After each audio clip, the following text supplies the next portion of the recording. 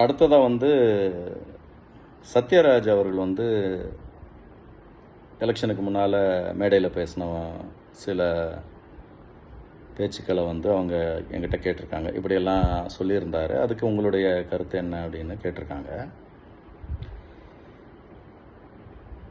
தேர்தலுக்கு முன்னால் சத்யராஜ் அவர்களும் அவருடைய மகள் திவ்யா சத்யராஜ் அவங்க என்ன பண்ணாங்கன்னா, திமுகவுக்காக நிறைய மேடைகளில் பேசினாங்க.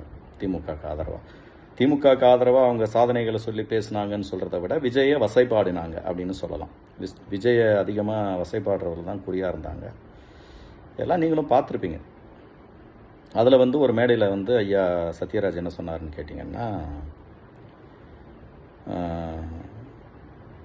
அப்போது திரு விஜய் அவர்களுடைய படம் ஜனநாயகன் ரிலீஸ் ஆகலை, அது ரிலீஸ் பண்ண முடியாதுங்கிற மாதிரி ஒரு சென்சார் போர்டு ப்ராப்ளம் ஆகி தயாரிப்பாளருக்கு நஷ்டத்தை ஏற்படுத்தலாங்கிற ஒரு சூழ்நிலையில் திரு விஜய் அவர்கள் என்ன சொல்லியிருந்தாருன்னு கேட்டிங்கன்னா, நான் இன்னொரு படம் நடித்து அந்த நஷ்டத்தை நான் சரி கட்டுறேன் அப்படிங்கிற மாதிரி சொல்லியிருந்ததாக ஒரு தகவல் வந்துருந்துச்சு.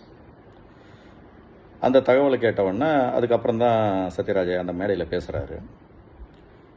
அப்போ அவர் சொன்னது நான் அப்படியே சொல்கிறேன் உங்களுக்கு.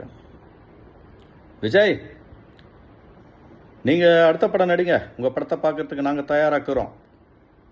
எங்களுக்கு எங்கள் முதல்வர் இருக்கிறாரு நாட்டை பார்த்துக்கிறதுக்கு.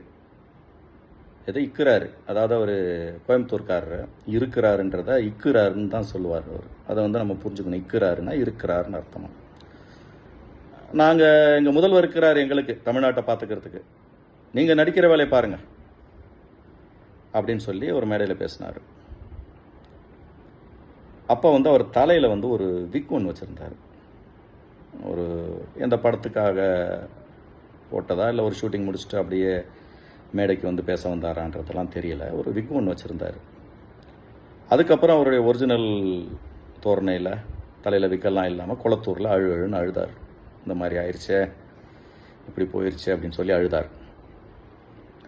எனக்கு ஒரு விஷயம் ஞாபகத்துக்கு வந்தது. அவர் அழுத அன்னைக்கு எனக்கு ஒரு விஷயம் ஞாபகத்துக்கு வந்தது. படகோட்டின்னு ஒரு படம், புரட்சித் தலைவர் திரு எம்ஜிஆர் அவர்கள் நடித்தது. திரு நாகேஷ் அவர்கள் அதில் ஒரு காமெடி ரோல் பண்ணியிருப்பார். மீனவர் கேரக்டரில் வரும் அது. அந்த லோக்கல் ஆளுங்களோட ஒரு சண்டை வந்துடும் நாகேஷ் ஐயா அவர்களுக்கு. அவர் சண்டை போடுவார். சண்டை போட்டால் அவர் என்ன, நாகேஷ் காமெடியன் தானே, அவர் என்ன சண்டை போட்டால் சிரிக்கிற மாதிரி தான் இருக்கும், அடி வாங்குவார். அப்போ அந்த ஒரு குடிசைக்குள்ளே ஒரு ரெக்கார்ட் பிளேயரில் ஒரு மியூசிக் ஒன்று போட்டு விடுவார் அந்த வேற ஒரு நடிகர். போட்ட உடனே அந்த மியூசிக்கை கேட்ட உடனே பார்த்தீங்கன்னா நாகேஷ் அவர்களுக்கு ஒரு அப்படி உடம்புல அப்படி ஒரு வேகம் வரும். வந்தால் அந்த அடித்தவங்களை திருப்பி போட்டு மிதின்னு மிதிச்சிடுவார். மிதிச்சா அவங்க அடித்தவங்களே யோசிக்க ஆரம்பிச்சிடுவானுங்க, என்ன இது, இவருக்கு என்ன இப்படி ஒரு பவர் வந்துருச்சு அப்படின்னு. அந்த மியூசிக் ஓட ஓட போட்டு அட்டின்னு அடிப்பார். டக்குன்னு அந்த மியூசிக் ஸ்டாப் ஆயிரும். அந்த ரெக்கார்ட் பிளேயரை ஸ்டாப் பண்ணிவிடுவார் அந்த இன்னொரு நடிகர். ஆனவுடனே அப்படியே துவண்டு கீழே வாங்கின்னு சுற்றி கீழே விழுவார். உடனே இந்த கூட்டம் போட்டு அவரை அடிக்கும். ஜனங்கள்லாம் சிரிப்பாங்க. திரும்பி அந்த மியூசிக்கை போடுவார். உடனே நாகேஷ் பாறை மாதிரி முதுகில் ஏறி குமுறுன்னு குமுறுவார். இது அந்த படத்தில் ஒரு சீனு, காமெடி. நம்ம சிரித்தோம். இப்போ என்னடா ஒரு சம்மந்தம் இல்லாமல் ஒரு சினிமா கதை விட்டுக்கிட்டு இருக்காரு அவருன்னு யோசிக்கிறீங்க இல்லையா? அந்த இப்போ நான் சொல்கிறேன் கேளுங்க. அந்த விக்கு வச்சு பேசினார் இல்லையா வீராவேசமாக, அந்த விக்கில் தான் ஏதோ சமாச்சாரம் இருக்குதுன்னு நினைக்கிறேன். அந்த மாதிரி அவர் தலையில் வச்சவன உத்வேகம் பிச்சுக்கிட்டு வந்துடும் போல இருக்குது. பயங்கரமாக குமுறுவார் போல். அங்கே குளத்தூரில் எலெக்ஷன் முடிஞ்சு பேசும்போது எலெக்ஷன் ரிசல்ட்டெல்லாம் முடிஞ்சு திரு ஸ்டாலின் அவர்கள் தோல்வி அடைஞ்சிட்டாருன்னு தெரிஞ்சதும் ஒப்பாரியாக வச்சார் இல்லையா, அந்த ஒரு மேடை போட்டு இப்படி ஏமாற்றிட்டீங்களே, இப்படி பண்ணிட்டீங்களேன்னு மக்களை பார்த்து கதறினார். அப்போ அந்த தலையில் அந்த விக்கு இல்லை. அப்போ எனக்கு என்ன தோணுச்சுன்னா, இவருக்கு அதை வச்ச உடனே ஒரு வேகம் வரும் போல் சத்யராஜ் ஐயாவுக்கு. அந்த நேரம் பயங்கரமாக பேசுவார் போல். அதை கழட்டிட்டாருன்னா யதார்த்தத்துக்கு வந்துடுவார் போல். இதுதான் உண்மை, இதுதான் அப்படின்னு. அப்படித்தான் இருக்கணும் அது.